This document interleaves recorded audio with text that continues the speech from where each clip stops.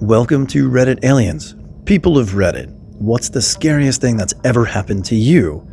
Please remember to like, share, and subscribe. Happy New Year. 3 months ago, I went to the doctor for bloating and constipation. The symptoms had been coming and going over the previous 2 months, and then finally getting progressively worse in the last couple weeks. One CT scan later, I learned I have advanced ovarian cancer, terrifying statistics regarding prognosis. Living with gratitude every day that I have access to excellent care and tons of loving support from family, friends, and neighbors. Good luck. When I was 12 or so, my family went camping at a campground in Shenandoah Valley, not the middle of nowhere, but kind of an isolated mountain town. I went to take our dog for a walk out on a trail at the edge of the campground with some pretty dense woods all around. My dog suddenly froze and wouldn't budge, right as I heard some rustling in the woods behind me. I spun around to see some random middle-aged guy emerge from the trees and begin to approach me. I was too surprised to really react, and my dog was super old at that point, so he didn't do much other than freeze. Then the guy goes, "Hey, this is going to seem like a weird question, but could you come back to my cabin and help cut my hair?" "What? I can't see the back of my neck. I could really use your help." I quickly said something like, "No, sorry, my parents are waiting on me for dinner, so I should get going." He just shrugged and walked back into the woods. I made it back to our campsite safely and told my parents. I had thought maybe he was a campground employee, but only after my parents' reaction did I realize how weird the interaction was. They immediately went to the campground staff and told them what happened. They searched the campground but never found the guy. I still get goosebumps thinking about it. I moved to a new city, 21 female, for college and was trying to make friends. There was a comic book store near my apartment and I signed up for a D&D group. Nice. I used my first name, phone number, and a gamer email address. The store employee and I had some casual conversations on favorite comic book series. We both really liked Batman, so we talked for a good 15 to 20 minutes before I purchased a book with my credit card. Around 9 p.m., the employee texted me like, "Hey, this is store employee. I really enjoyed talking with you today." I was a little unnerved by this, because the only way he has my number was because of the D&D sign-up sheet. I didn't really want to respond at first, but I didn't want to appear unfriendly and not be invited to the D&D group, so I responded, "Yeah, I'm glad to have found comic book store. Can't wait to meet the D&D group. See you next time." He proceeded to text me a few more times that night, but I didn't respond. He tries to add me on social media. He got my last name from my credit card. The final straw was I was on my college campus after hours studying in the library. I'm packing up my things when he calls me. I look at the phone, hit ignore, and put my phone on the table. He then appears from behind an effing bookshelf 2 feet away and has the balls to ask, "Hey, why did you ignore my call?" I literally had this feeling like a wave of cold water from my head to my toes, and I broke out in a cold sweat. I managed to put on my professional retail smile and was like, "Oh my god, hi. Sorry I ignored your call. I was just trying to pack up and head home for the day. How are you?" I was talking very girly and loudly because I honestly just hoped I could either make him happy enough not to murder me or get someone's attention because I'm getting loud in a library. He was oddly calm and he was smiling, but not in a warm way. "Why haven't you been returning my text?" Without missing a beat, "I have to pay for my data. I have the cheapo Walmart plan. Look at this phone. It's ancient. Anyway, I can't wait for D&D on Friday though. I'm so ready to socialize and relax." Then he talked about the campaign and roles that are open, etc. He asked to walk me to my car, and I lie. "No, thank you, my boyfriend is coming to meet me in a few minutes." His face, turned for a minute, and I was so scared. I remember kicking myself, because it was a straight up lie, but I didn't know what to say to have him not follow me to my car.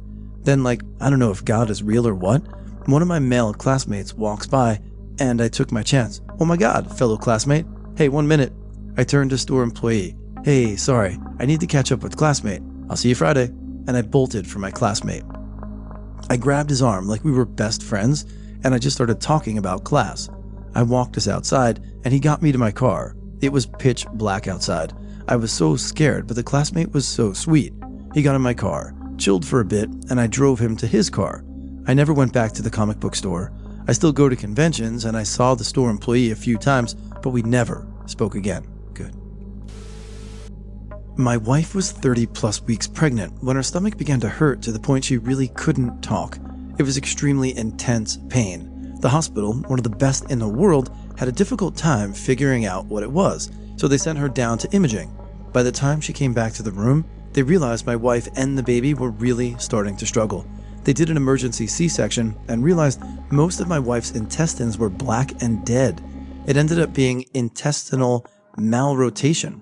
My wife was apparently born with her intestines not fully anchored and supported, so they were more prone to twist. We had no idea. Our baby passed away, and my wife almost did. That was crazy. Still is. Especially if she gets a stomachache, it's difficult not to think of the worst case scenario. Also, losing a child is scary. So I guess I got 2 for this question. Yay me. Sorry. I grew up in a very redneck area. My much older brother, R, worked for a neighbor on his sawmill. The neighbor decided he didn't need to pay R what he'd earned. R had been in the system, so he knew his rights and went to the labor board. They made the neighbor pay him. The neighbor, enraged, recruited 2 of his buddies to begin a harassment campaign against our family. The 2 buddies parked themselves at the top of our long driveway and started using our home as target practice. I was there with my younger siblings and my mother. I was 6. Meanwhile, the neighbor, in his big logging truck, followed my father's small truck the half-hour drive into town, all the while trying to drive my father and R off the road. He somehow managed to shoot out the back window of my father's truck, but didn't hit R, my father, or the other windows. My father was able to remain on the road and drove to the police station. Back at home, we were trying to stay safe, while these 2 crazy men were taking pot shots at our house and the surroundings. In retrospect, I don't know if they were actually trying to kill us or just terrorize us. They achieved the latter. The police came out, but these 2 guys took off and weren't charged. How? The neighbor had to replace the back window of my father's truck, and the police deemed that restitution enough. He wasn't charged. 10 years later, the neighbor entered a feud with another neighbor, a single mother who he thought insulted his wife. He managed to kill her by driving her vehicle off the road with that same logging truck. I know this isn't as intense as other people's stories, but the most scared I've been in my life was during a high-speed taxi ride in Istanbul several years ago. The driver ducked and wove through the stagnant rush-hour traffic. I think he drove on the sidewalk for part of it. More close scrapes than a Hollywood car chase. I literally was thinking about when I had last updated my will. I really thought I would end up in the hospital, or worse, crazy driving in there. My ex used to stalk me. He was abusive when we dated. He would force himself on me sexually and beat me up. The first time I refused to have sex with him, he grabbed me by the hair, pulled me up the stairs, and threw back down. I had a nasty bruise on my ribs forever after that. His mom used to let him do it to me too. She would hide out in her room, and when I left, she would come down and say goodbye to me. The abusive relationship was scary, but what came afterwards scared me far more. It still affects me to this day. He started off texting me from other phone numbers. He was always texting this same crazy effing story he made up about us being wolf cubs and falling in love. Then he began texting me to say he hoped my new boyfriend would torture me and kill me. He went into graphic details about what he wanted done to me. Eventually the text stopped and I was relieved. And then he started making fake social medias, like 5 at a time on Facebook, Snapchat, Instagram, Twitter, even Reddit. He would message me from all of the accounts and spam my phone with sick messages about finding me and killing me. I had moved at this point, so he didn't know where I lived, but he would keep sending my old address and my parents' home address over and over again. The social medias all stopped one day out of nowhere, and I thought that was it for good. And then he showed up at my place of work. I hid upstairs in the restaurant until he left. He never came by again. The social media accounts started popping up again until they stopped once more. At this point, I had switched jobs, and one day while I was working at the deli counter, I saw him walk in all frantic. He was all over the store, staring every employee down. I ran to the break room when I saw him walk in. He didn't leave for nearly half an hour, and my coworker said he did about 15 laps around the store. I switched jobs again soon after, and he moved again. The social media accounts began to start up again, and I ended up removing myself from the internet for almost a year. My phone number had been changed already, so I got no texts or any social media messages. It's been about a year. I've since rejoined my favorite social media network with all new accounts and as private as possible. I don't even use my real name online, and I've made sure to block all of his friends and his known accounts that he's made. I haven't had a scare from him in about a year, and I've moved once again to live with my current boyfriend of 3 years, nearly 2 hours away from my ex. Very few people know where I've gone, and I want it to stay that way. I never want to know the fear of him ever again, but it's not that simple. I always lock all of my windows and doors and double-check my surroundings constantly, even when I'm out shopping or running around.